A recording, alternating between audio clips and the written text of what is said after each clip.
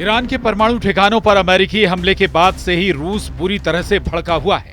Iran पर हमले के बाद संयुक्त राष्ट्र सुरक्षा परिषद की आपात बैठक हुई, जिसमें रूस, चीन और पाकिस्तान ने अमेरिका के हमलों की निंदा की। इस बैठक में अमेरिका पर कई आरोप लगाते हुए यूएन में रूस के राजदूत ने अमेरिका के हमलों को खतरनाक और अस्वीकार्य बताया। ईरान में 3 परमाणु ठिकानों पर अमेरिकी हमले के फौरन बाद यूएनएससी यानी संयुक्त राष्ट्र सुरक्षा परिषद की एक बैठक हुई। इस बैठक में रूस, चीन और पाकिस्तान समेत कुछ देशों ने अमेरिकी एयर स्ट्राइक की निंदा की, लेकिन ईरान के न्यूक्लियर ठिकानों पर हमले को लेकर रूस ज्यादा गुस्से में दिखा। संयुक्त राष्ट्र में रूस के राजदूत वासिली नेबेंजिया ने अमेरिका के हमले को खतरनाक और अस्वीकार्य बताते हुए उस पर गंभीर आरोप लगाए। उन्होंने कहा कि अमेरिका ने ईरान पर हमला करके पेंडोरा बॉक्स खोल दिया, जिससे कौन सी तबाही और दर्द सामने आएंगे ये कोई नहीं जानता। पेंडोरा बॉक्स ग्रीक पौराणिक कथाओं में एक प्रसिद्ध कहानी है, जिसमें एक जार या बॉक्स को खोलने पर सभी बुराइयां और दुख दुनिया में फैल जाते हैं। उधर यूएन में रूस के राजदूत वासिली नेबेंजिया का दावा है कि अपने कदमों से अमेरिका ने एक ऐसा पेंडोरा बॉक्स खोल दिया है, जिससे क्या क्या नई तबाहियां और परेशानियां सामने आएंगी कोई नहीं जानता। पिछले 10 दिनों में हमें IAEA के डायरेक्टर जनरल से 3 बार ब्रीफिंग मिली। उन्होंने चेतावनी दी कि अगर ईरान के न्यूक्लियर ढांचे पर हमला होता है तो इसके नतीजे बिल्कुल अनजाने और गंभीर हो सकते हैं। इससे न सिर्फ ईरान बल्कि पूरे क्षेत्र और दुनिया की परमाणु सुरक्षा और स्थिरता को बड़ा खतरा पैदा हो सकता है। इस बीच रूस के पूर्व राष्ट्रपति और रूसी सुरक्षा परिषद के उपाध्यक्ष दिमित्री मेदवेदेव ने भी अमेरिका को सीधी चेतावनी दी है। रूस के पूर्व राष्ट्रपति ने अपने सोशल मीडिया हैंडल पर लिखा है, अमेरिकी हमले में ईरान के परमाणु कार्यक्रम को जरा भी नुकसान नहीं हुआ है और उसका परमाणु कार्यक्रम जारी रहेगा। इसके साथ ही उन्होंने ये भी दावा किया कि ऐसे हालात में भी कई देश ईरान को सीधे अपने परमाणु हथियारों की आपूर्ति करने के लिए तैयार भी हैं। उन्होंने अमेरिका को ललकारते हुए कहा कि ये हमला करके अमेरिका ने एक नया युद्ध शुरू कर दिया है। पश्चिम एशिया में बढ़े तनाव पर रूस की पूरी नजर है, या यूं कहें तो अमेरिका के हमले करने के बाद ईरान और रूस में नजदीकियां बहुत हद तक बढ़ गई हैं। मॉस्को दौरे पर गए ईरान के विदेश मंत्री ने बताया कि दोनों देश साथ हैं। तास न्यूज एजेंसी की रिपोर्ट के मुताबिक दोनों देश मौजूदा हालात पर मिलकर प्लानिंग कर रहे हैं। ईरान के विदेश मंत्री ने कहा कि ईरान और रूस पश्चिम एशिया की सियासी और जंग जैसी सूरत हाल को संभालने के लिए मिलकर काम कर रहे हैं। मॉस्को में ये बातचीत ऐसे वक्त हो रही है जब पश्चिम एशिया में हालात काफी भयानक हो चुके हैं। इस जंग में हम बड़े देश अपनी पोजीशन को तय करने में जुटे हुए हैं। ऐसे में ईरान और रूस का मिलकर रणनीति बनाना किसी बड़े मोर्चे की तैयारी का इशारा दे सकता है। इस बीच ईरान ने अमेरिका को बहुत बड़ी धमकी दे दी है।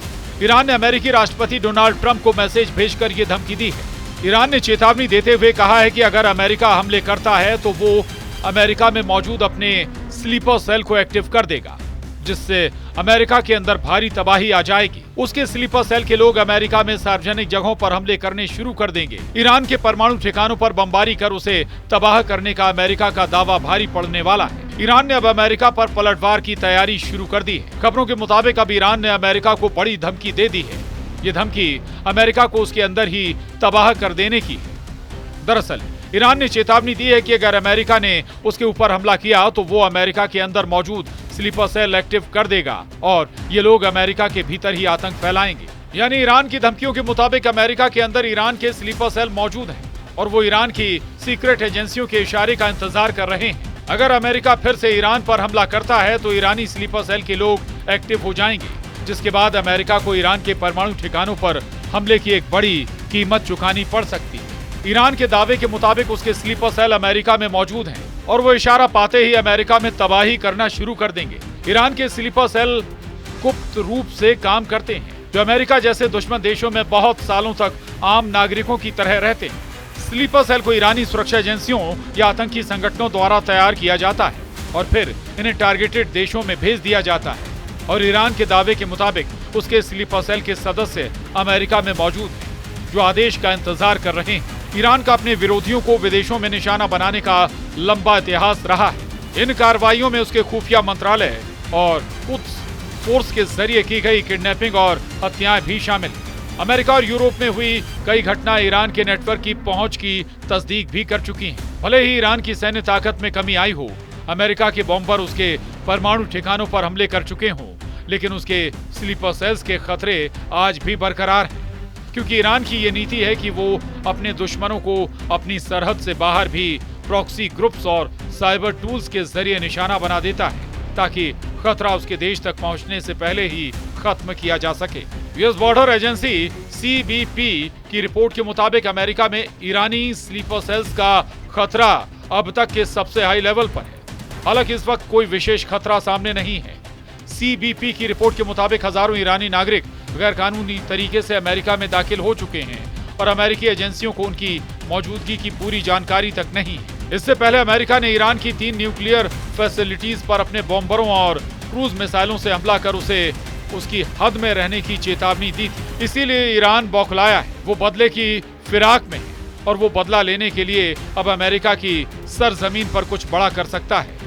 अब ये जानना बेहद जरूरी है कि ईरान का स्लीपर सेल्स काम कैसे करता है। दरअसल ईरान के स्लीपर सेल के सदस्य आम लोगों की तरह दिखते हैं और उनके बीच रहते हैं। ये छात्र, कार्यकर्ता, मजदूर, व्यापारी या किसी भी सामान्य पेशे में हो सकते हैं। ईरानी स्लीपर सेल्स के सदस्य अमेरिका में कानूनी या अवैध रूप से घुस जाते हैं और वहां सामान्य जीवन जीते हैं। इस दौरान वो लंबे समय तक निष्क्रिय रहकर अपने हैंडलर या आकाओं के आदेश का इंतजार करते हैं। जब ईरान की तरफ से आदेश मिलता है तो स्लीपर सेल्स के सदस्य एक्टिव हो जाते हैं और हमला करने की तैयारी शुरू कर देते हैं। अमेरिका में ईरान के स्लीपर सेल्स के टारगेट पर सार्वजनिक जगह, धार्मिक जगह, दूतावास या अमेरिकी सरकार की महत्वपूर्ण इमारतें हो सकती हैं।